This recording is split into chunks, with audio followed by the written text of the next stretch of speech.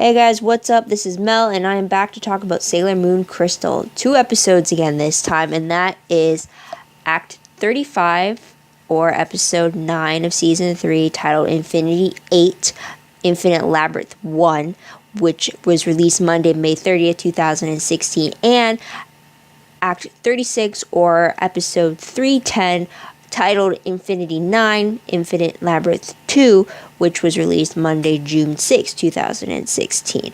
Double the talk today, so I'm going to try to do it in 15 minutes, but let's start the clock and let's begin. So something new that we learned in these 2 acts. For Infinity 8, we basically see, or we get the explanation that Chibiusa is pretty much on the brink of death, as she doesn't have her soul anymore since it was taken along with the legendary silver crystal.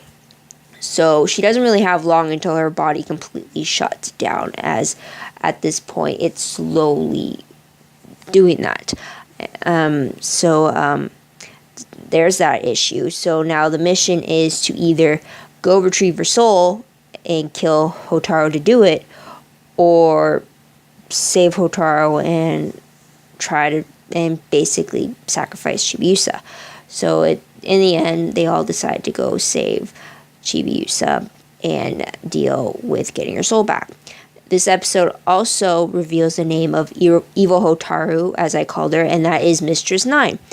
And while she is grown into her vessel, she still hears Hotaru inside of her. We also see her swallowing the legendary silver crystal as well, and she hears or feels this immense power inside of it. Before we get to that, though, since Mistress 9 is now awake, she gives Kaolinite the mission to kill the Sailor Guardian, since her witches 5 were unable to do so.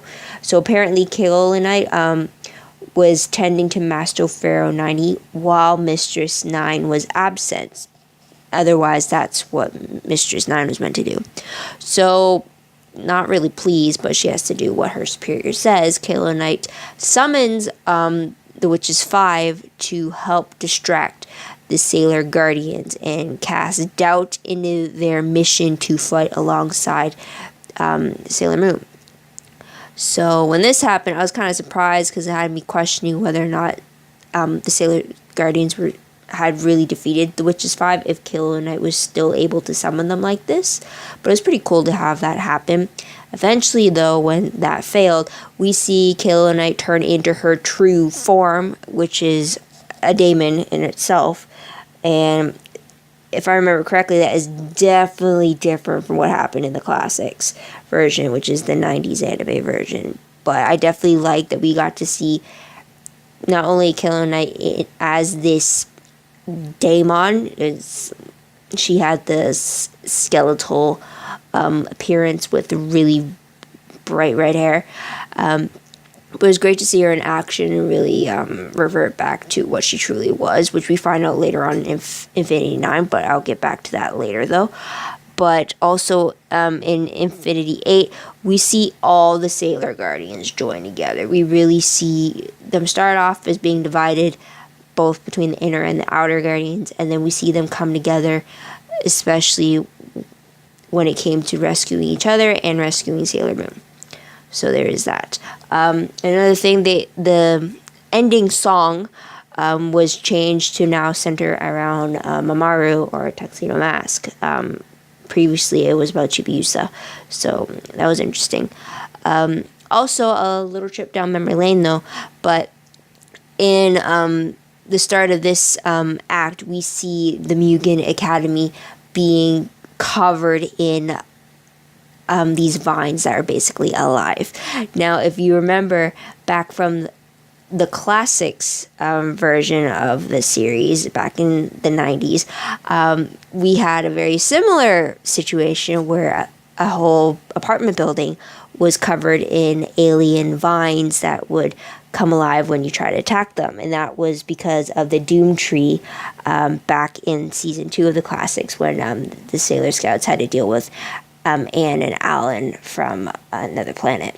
So I just thought that was pretty cool that we kind of got to revisit that part of the classics in a way, since the Doom Tree storyline was not included in the Crystal. I think it was something they had added as like a transition back in the classics when they had so many of these episodes they needed to fill, and they deviated from the manga so greatly. So it was great to see that that little reminder for sure. Now moving on to Infinity 9 before I get way off topic here, but we see Mistress 9 trying to siphon all the power from the legendary silver crystal, but Hotaru, who is still trapped inside of Mistress 9, is preventing that because she wants to protect Chibiusa, whose soul is attached to the legendary silver crystal. So that was pretty interesting to see that she was able to still have some ounce of power within Mistress 9. So that was pretty cool to see. And we actually see that having some effect because Mamoru, who has connected himself to Chibiusa so that he is keeping her body alive, he actually sees this affect Chibiusa as her body gets warmer, as if it were just asleep. So there's that. Also in this act, we see Sailor Moon gaining a better understanding of what it means to fight on her own, because she always claims that she can't do this by herself. And she gets this understanding through the Outer Guardians, that is Uranus, Neptune, and Pluto. And they talk about how even though they were alone back during the Silver Millennium era for them, they always found hope in the light that they knew came from their queen and their princess. So when it came down to it, Sailor Moon drew on that knowledge to help her fight her way out of the darkness she was put into. Also in this arc, we see flashbacks to when Master Pharaoh 90 came to Earth and how he got his hooks into Professor Tomo. And that was apparently during the night of Hotaro's surgery, shortly after that fire in the building. And at this time, Professor Tomo had both his eyes, and it was once Master Pharaoh 90 presented their alien eggs to Kaori first, who became Kalo Knight, and then Professor Tomo willingly consumed one of the alien eggs and turned into a loyal follower with the special eye patch and stuff.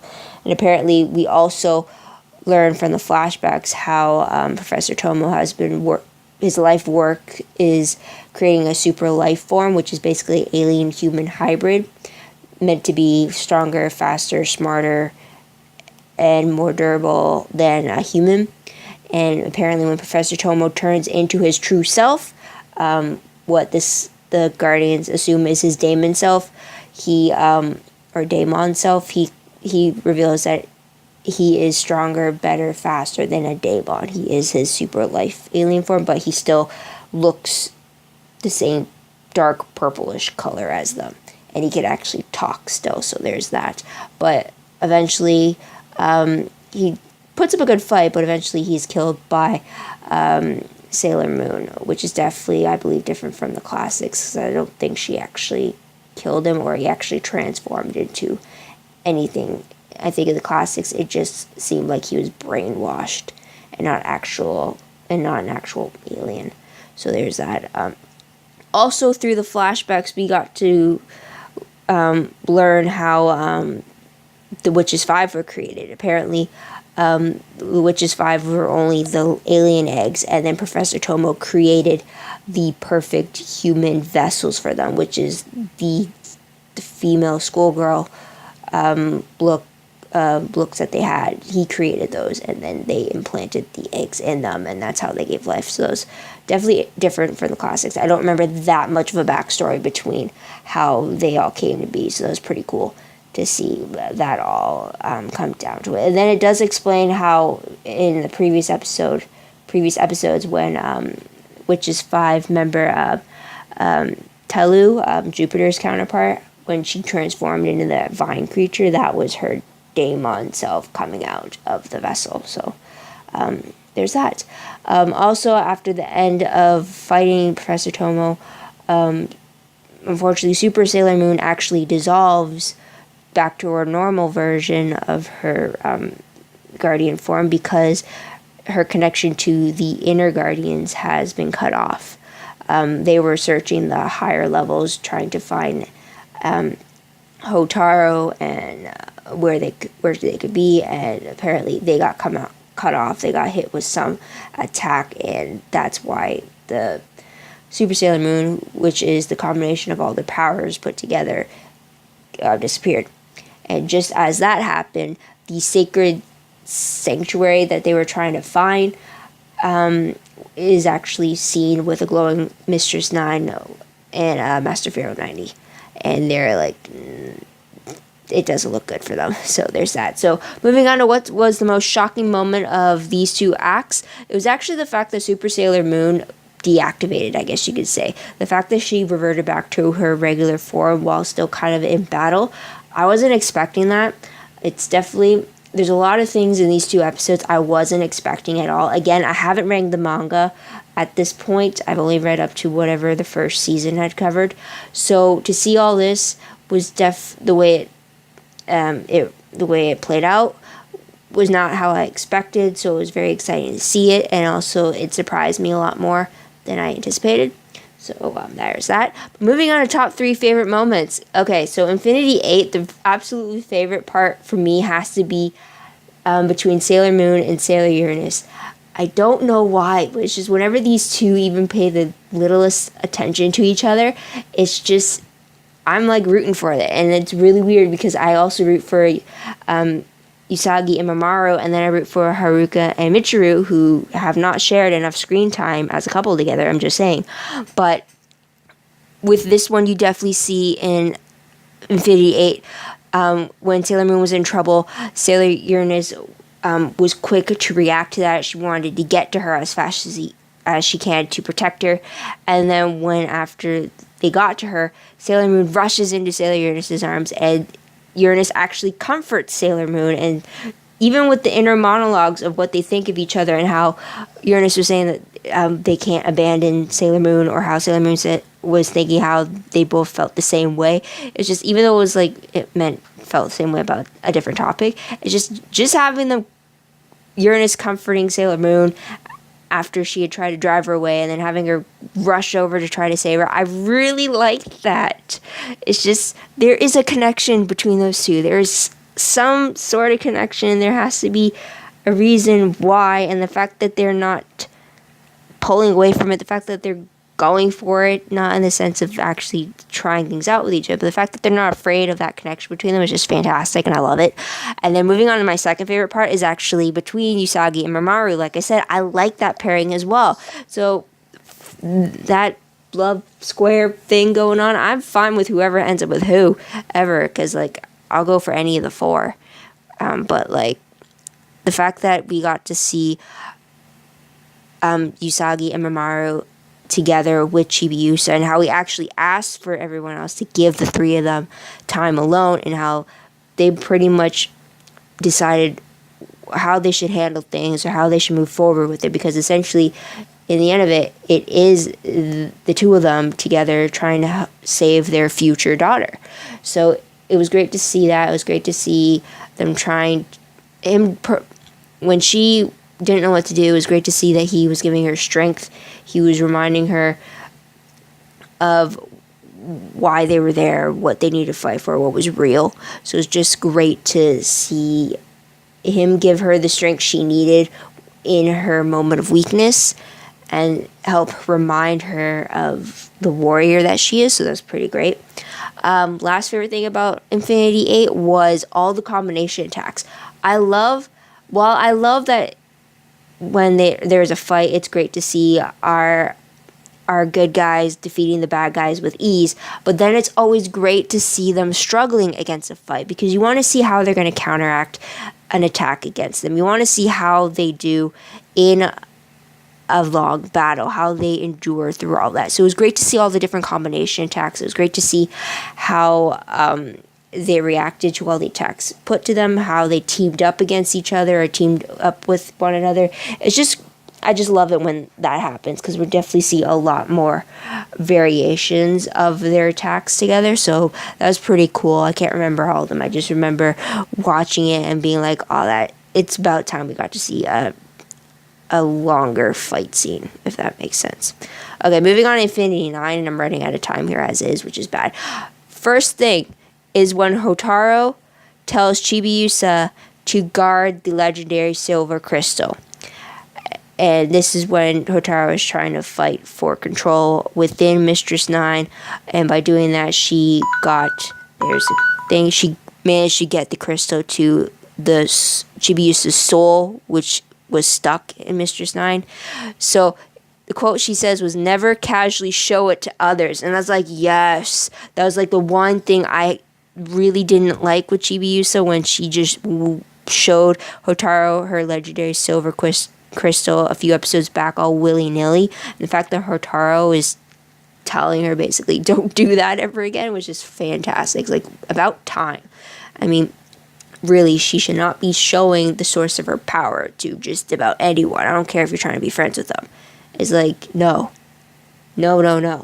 So anyways, another favorite part of Infinity 9 was all the flashbacks that we got to see with Professor Tomo, and how he became a Death Buster follower, how he created all these different vessels, how the backstory behind it all. I really liked that. It definitely helped flesh out just how corrupt he became by the introduction of Master Pharaoh 90 and his alien race. So it was just great to see that kind of a backstory and how it unfolded and everything like that. Also, last favorite thing I liked about that episode was Sailor Moon finding it within herself to break through the darkness. So if you can remember, in the elevator, she pretty much got pulled into her own darkness, and that's when she had to use her attack. She had to remember what the Outer Guardians had told her about finding a light when being alone and fighting for that. And I really like that she was able to do that.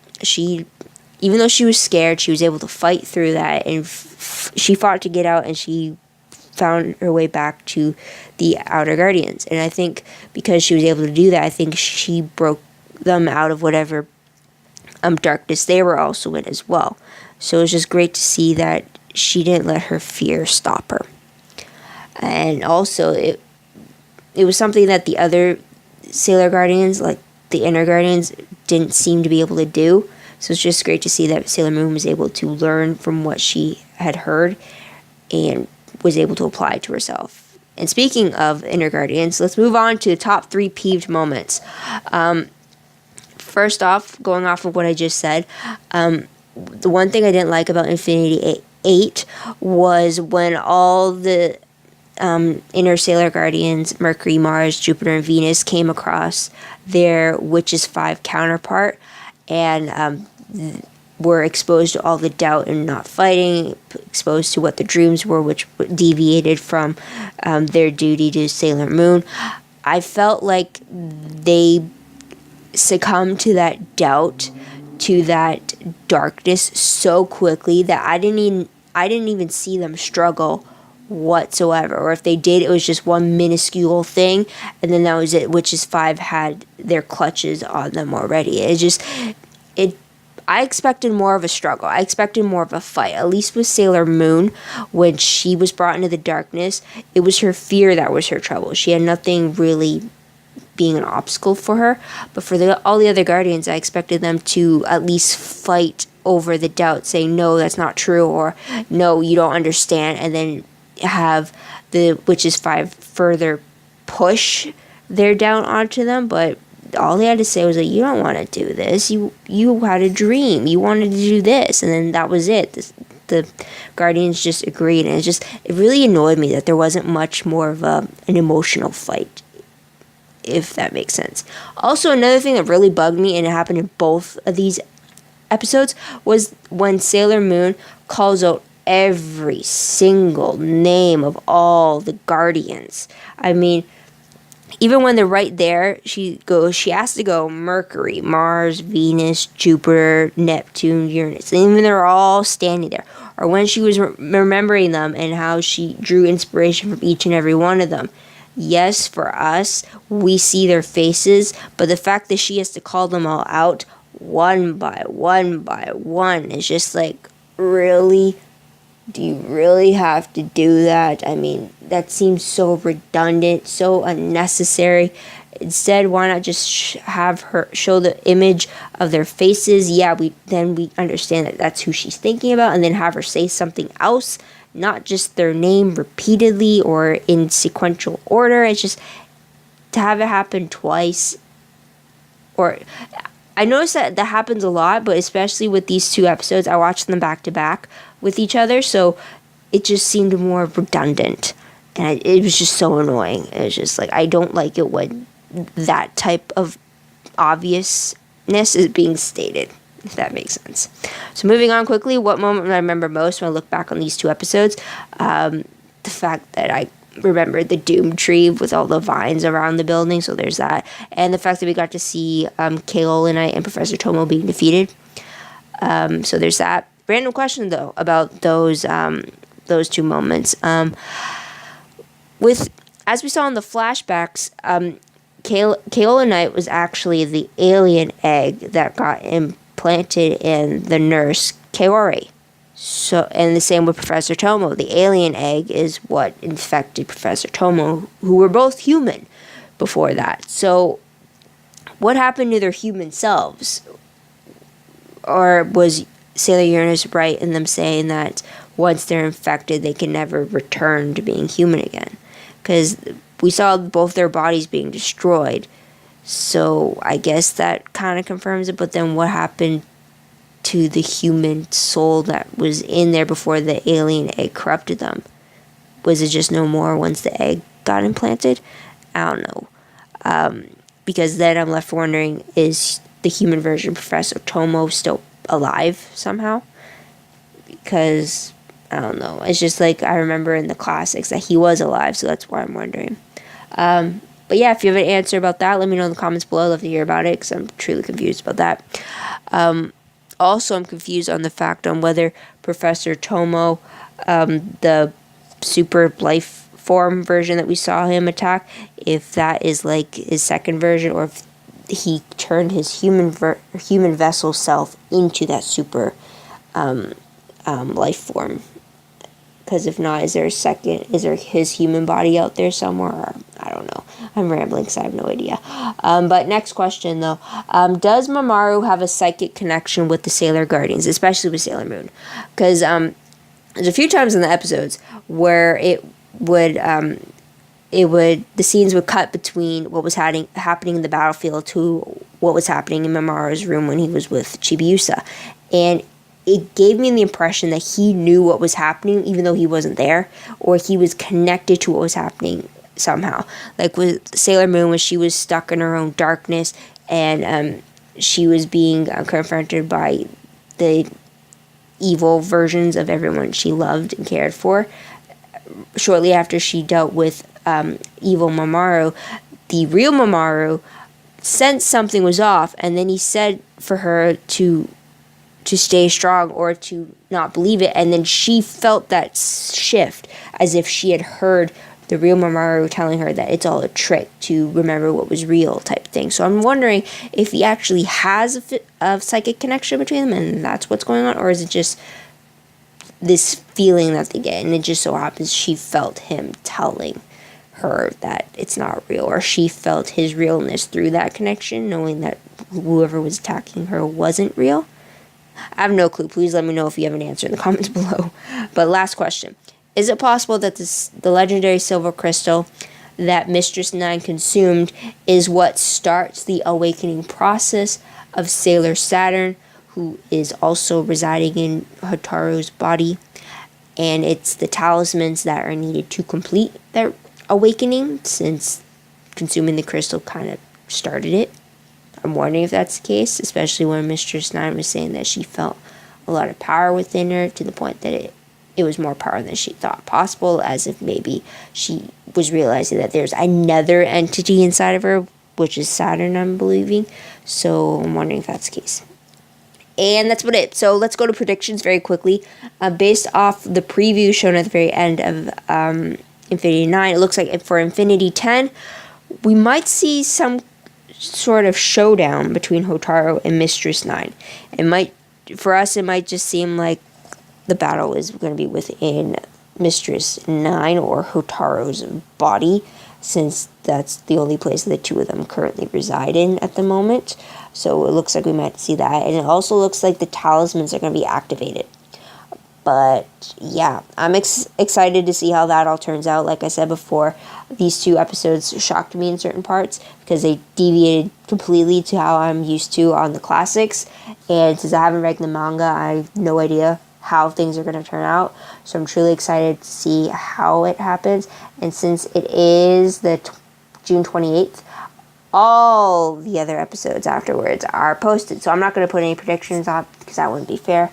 But I am definitely going to check out the next episodes after this. So please comment down below about what you thought about these 2 episodes, or if you want to share your own predictions as well. If you want, I'd love to hear about it. Also, if you have any answers to any of the questions I had, please comment below. I'd love to hear them, get a better understanding, or point me to a link that will help me understand better.